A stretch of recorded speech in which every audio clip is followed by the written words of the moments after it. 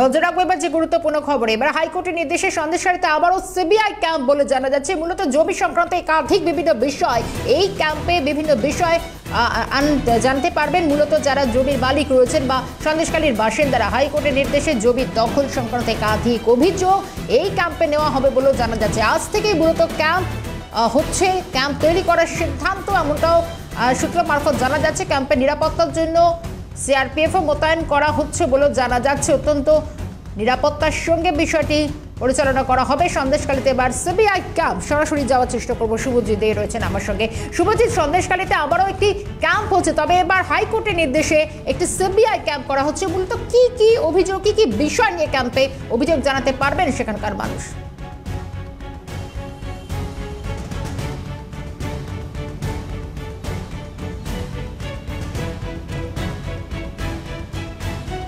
তাকে শর্মিষ্ঠা, আমরা সকলেই জানি যে হাইকোর্টের নির্দেশে সন্দেশখালীর একাধিক যে মামলা, সেই মামলার তদন্ত শুরু করেছে কেন্দ্রীয় গোয়েন্দা সংস্থা সিবিআই।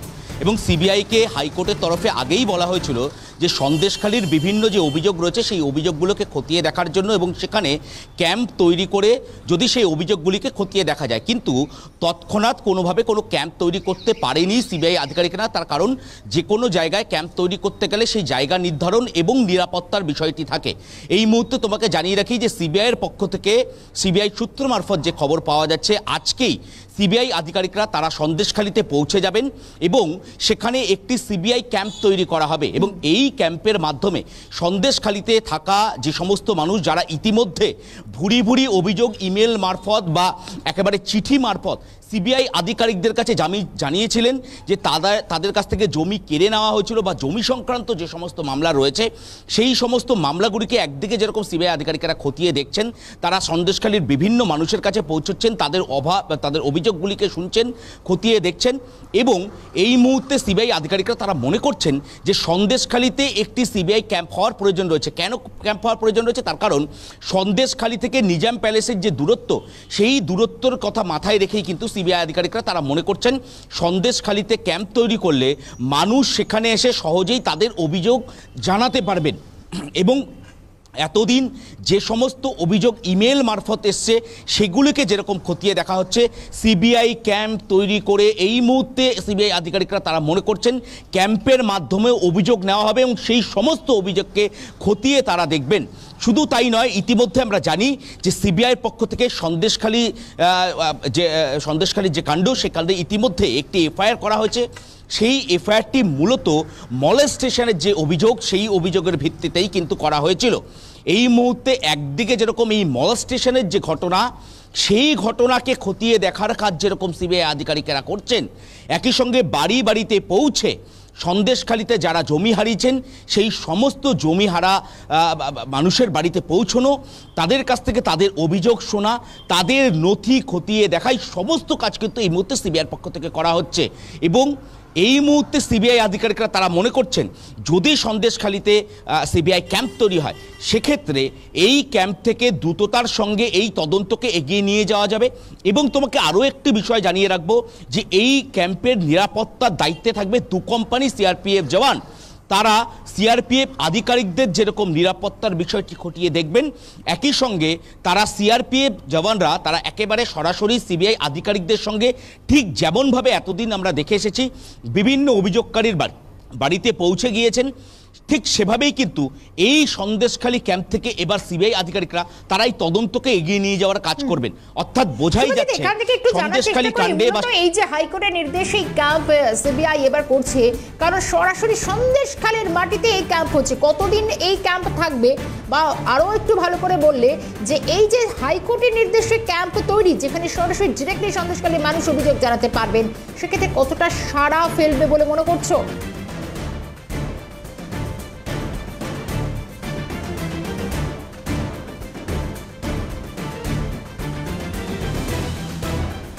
একেবারে দেখো, তোমাকে সবার আগে জানিয়ে রাখবো যে ইতিমধ্যে সিবিআই সূত্র মারফত যে খবর পাওয়া যাচ্ছে যে ধামাখালীতে সিবিআইয়ের পক্ষ থেকে একটি ক্যাম্প করা হবে এবং সেই ক্যাম্পে মূলত যারা অভিযোগকারী, যারা এতদিন আসতে পারেনি দূরত্বের কারণে, অর্থাৎ যারা সন্দেশখালী থেকে নিজাম প্যালেস আসতে পারেনি, বা যারা এখনও যাদের মধ্যে এই জমি চলে যাওয়ার পরও একটা ভয় ভীতি কাজ করছে, তাদের এই ভয় ভীতি কাটিয়ে তাদের কাছে পৌঁছানো এবং দ্রুততার সঙ্গে দ্রুততার সঙ্গে এই তদন্তকে এগিয়ে নিয়ে যাওয়ার যে চেষ্টা, সেই চেষ্টায় কিন্তু এই মুহূর্তে সিবিআই আধিকারিকরা করছেন।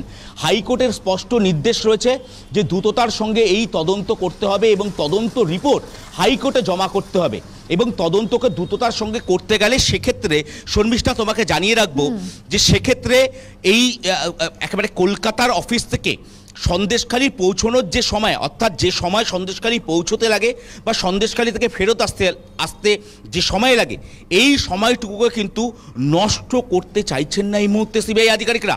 তারা মনে করছেন যে এই সময় তারা তদন্তকে আরও এগিয়ে নিয়ে যেতে পারবে। যদি সেখানে ক্যাম্প হয়, সেক্ষেত্রে যারা অভিযোগকারী তারা সহজেই সিবিআই আধিকারিকদেরকে অভিযোগ জানাতে পারবে, সেখানে আসতে পারবে।